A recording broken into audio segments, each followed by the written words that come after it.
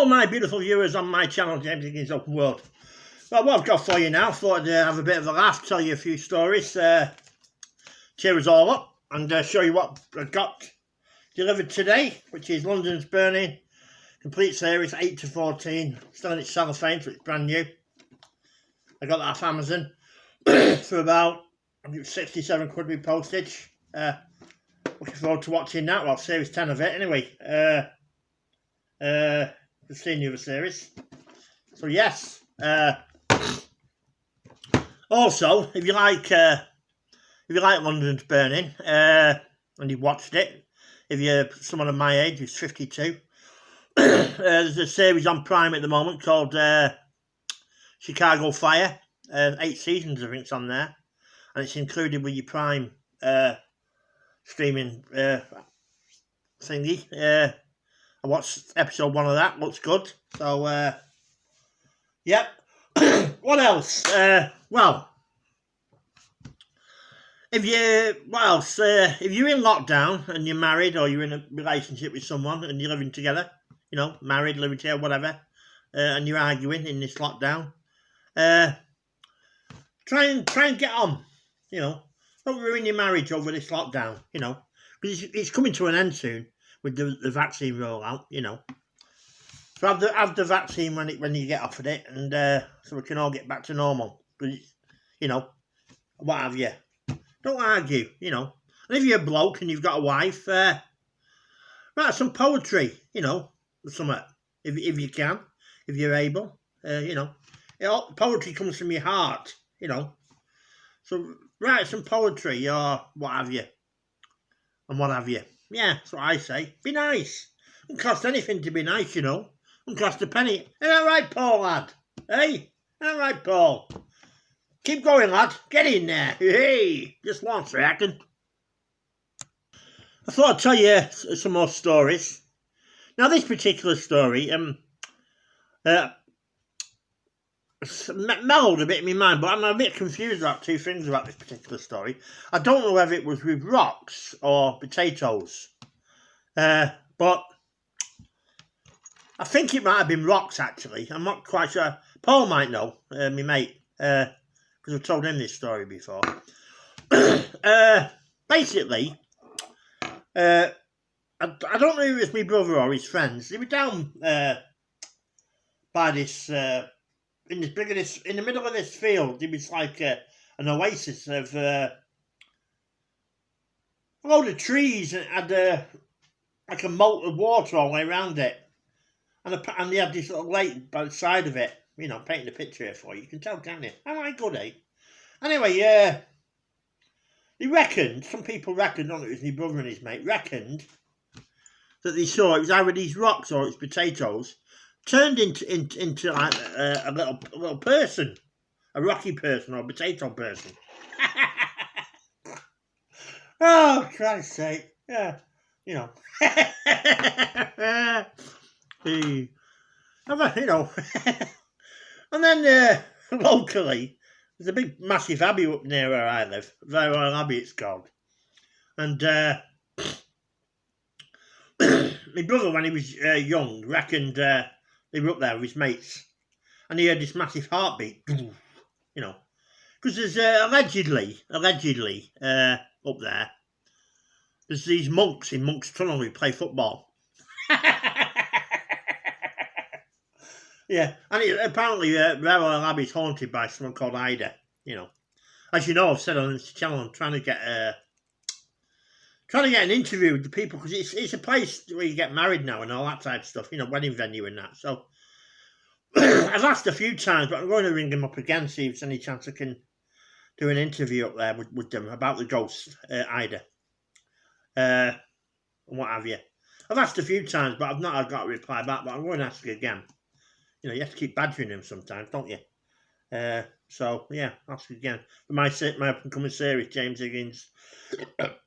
Sorry about that, World of Strange Powers. Yeah. Just one second, I'll tell you a few more stories. Just one second. Right, here's a joke for you. I went to see my lawyer, but he said he was very busy finishing a big case. Turned out there were only 2 bottles left. Ha ha! Get in there! Wait! Get in there! Wait! 1 second. Right, here's one for you. Sign on spiritualist medium's front door. Please ring the bell as knocking can cause confusion. Good one, isn't it? Bitches. Here's one for you. Are your relatives in business? Yes. In the iron and steel business. Oh, indeed, yes. Me mother irons and me father steels. Get in there. Right, here's another one. Wife, how come you never bring me flowers? Husband, what's the point? They could be dead in a week. Wife, so could you, but I still have you around. Get in there. Get in there. Hey. Right, I'm going to tell you a little ghostly story, which has been on one of my Mysterious Universe videos and what have you. It's a mate of mine, Danny his name is, and he was telling me once that he was round his brother's when his brother was married to his first wife, and they were I don't usually tell Ouija board stories, but I'll just tell this one, because really, because I don't like Ouija board stories, but this particular one is, I don't mind this one. Right. He was round his brother's, and he was sitting on the couch, and his brother would say, that clock behind me there, it's about that far behind him, you know, him and his wife playing on a Ouija board. And anyway, next minute, Danny, my mate, said the light, which is pointing down here, started moving about like that. All the windows were shut and everything. He'd run like bloody crazy, he did, out of that house. So it just goes to show, don't go playing with Ouija boards. They open your soul up to demons, so don't ever play with them. Alright? Little bit of advice there, do not play with Ouija boards. Okay. 1 second. Well,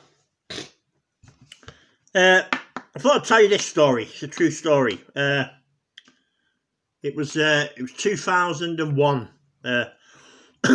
I worked on nights. This was 2001. A long time ago. You know, innit? About 19 years ago now, I think. I worked on nights at one of these big places that sell drills and all this sort of stuff, you know. And I won't mention the company, but anyway, one of these big places that sell drills and all. It was massive. It's a big warehouse, you know.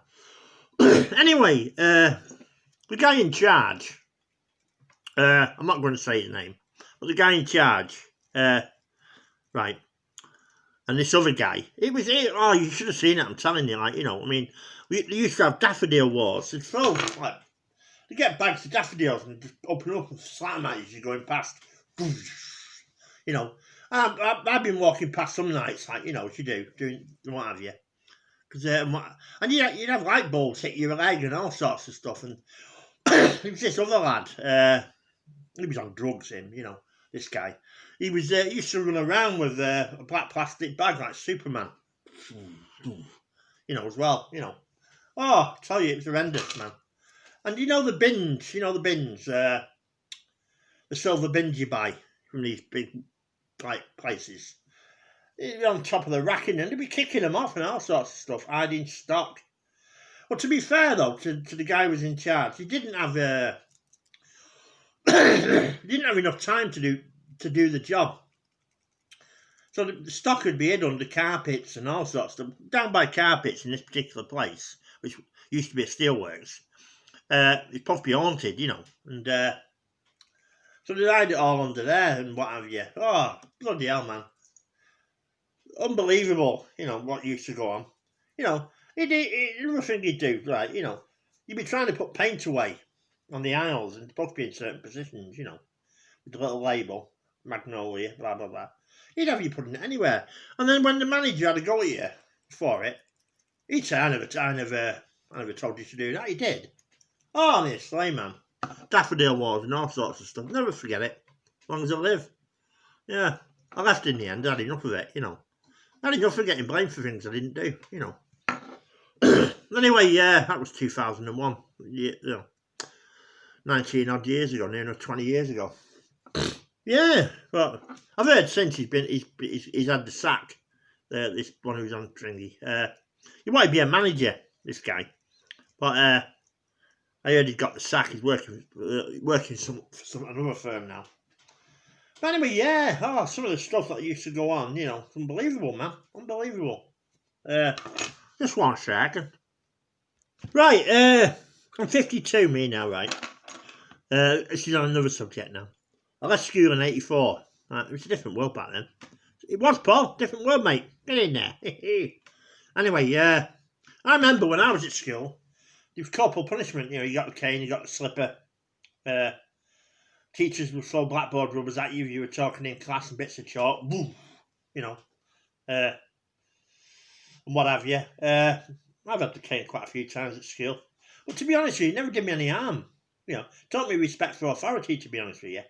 If I'm honest, taught me respect for teachers and the police and all the rest of it, And I had a good upbringing at home as well, It's like the Waltons at home, so I was lucky in that respect. Oh yeah. Remember once, this is a true story. Right. I'd gone in one day, just at junior school. And anyway, the headmaster had me in the office, and my mum was walking off.